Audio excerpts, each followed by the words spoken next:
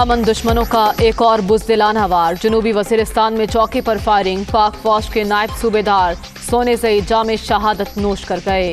Forces کا جوابی action, دہشت گرد ہلاک، علاقے میں سرچ آپریشن جاری۔ ایسی کارروائیاں دہشت گردی کے خلاف عزم کو کمزور نہیں کر سکتی، ISPR۔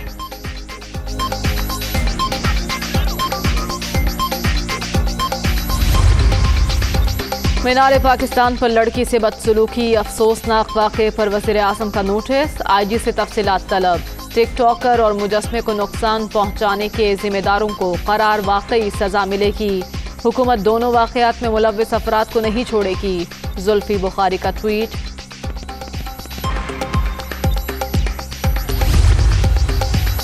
گریٹر اقبال پارک واقعہ انتہائی افسوسناک، معاشرے کا سر شرم سے جھک گیا۔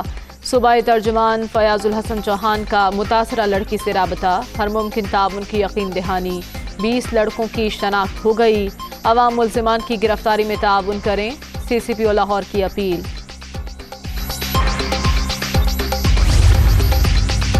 خاتون ٹک ٹاکر سے سرعام بدسلوکی شرمناک، شہباز شریف کی جانب سے بھی واقعے کی مذمت، سماج کی پستی کھل کر سامنے آ گئی۔ پاکستانی خواتین خود کو غیر محفوظ سمجھ رہی ہیں، بلاول بھٹو کا ملزمان کے خلاف سخت کارروائی کا مطالبہ۔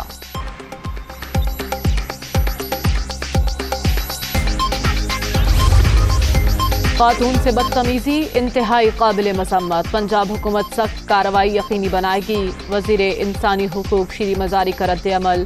آصفہ بھٹو بھی معاملے پر افسردہ، ذمہ داروں کو نشان عبرت بنانے پر زور۔ اخلاقی اور معاشرتی احتساب ضروری ہے، MKM رہنما نسرین جلیل کا اظہار افسوس۔ پاکستان کو قربانی کا بکرا بنانے کی کوشش ناکام، عمران خان نے اشرف غنی کو سمجھانے کی کوشش کی مگر ان کے ذہن میں فطور تھا۔ ہر کرپٹ آدمی کی سوچ ہوتی ہے کہ ملک سے بھاگ جائے۔ تورخم اور چمن بارڈر پر حالات نارمل، افغان مہاجرین کی پاکستان آمد کی خبریں بے بنیاد، افغانستان میں مداخلت کریں گے، نہ کسی کو یہاں کرنے دیں گے۔ پاکستانیوں کی واپسی کا مشن 2 روز میں مکمل ہو جائے گا، وزیر داخلہ شیخ رشید کی گفتگو۔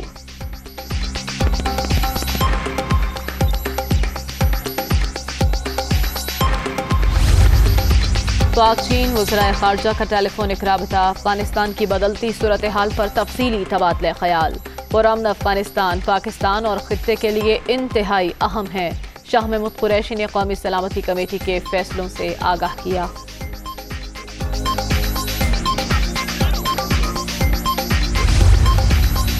افغانستان میں حکومت سازی کی تیاریاں، طالبان کے رابطے جاری، انس حقانی کی عبداللہ اور حامد کرزئی سے ملاقات، مختلف امور پر تبادلہ خیال۔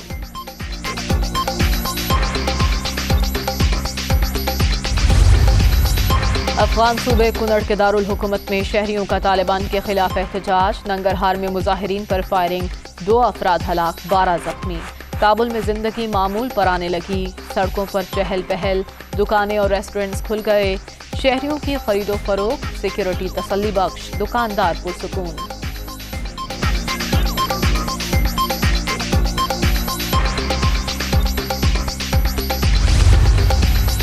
تاجکستان میں تعینات افغان سفیر کا انٹرپول سے رابطہ، اشرف غنی، حمداللہ محب، فضل محمود فضلی پر کرپشن کے الزامات عائد، محمد ظاہر کا تمام افراد کی گرفتاری کا مطالبہ۔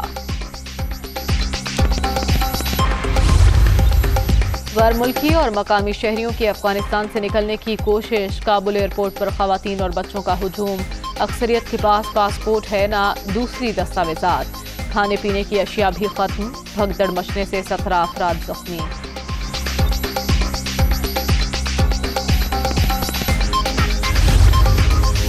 طالبان کے الفاظ پر اعتبار نہیں، دیکھیں گے طالبان خواتین اور شہریوں کے حقوق سے متعلق وعدے پورے کرتے ہیں یا نہیں۔ ترجمان امریکی دفتر خارجہ نیڈ پرائس کی نیوز بریفنگ۔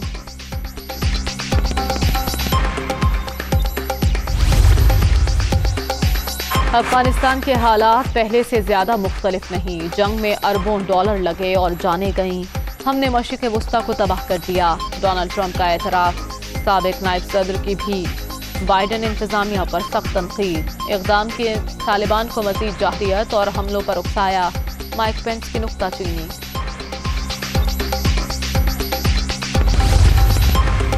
कोरोना के वार जारी, चौथी लहर मजीद 66 जाने ले गई। 24 घंटे के दौरान 3,974 नए मरीज रजिस्टर्ड। मस्बत केसेस की शरह 6.91% रिकॉर्ड।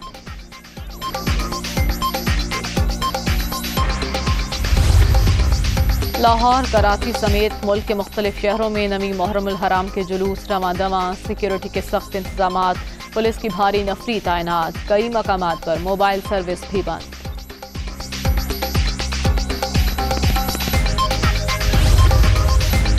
और आईसीसी की नई टेस्ट रैंकिंग जारी। कप्तान बाबर आजम की 2 दर्जे तरक्की, 8वें नंबर पर पहुंच गए। शाहीन अफरीदी की बॉलर्स की फहरिस्त में 18वीं पोजीशन।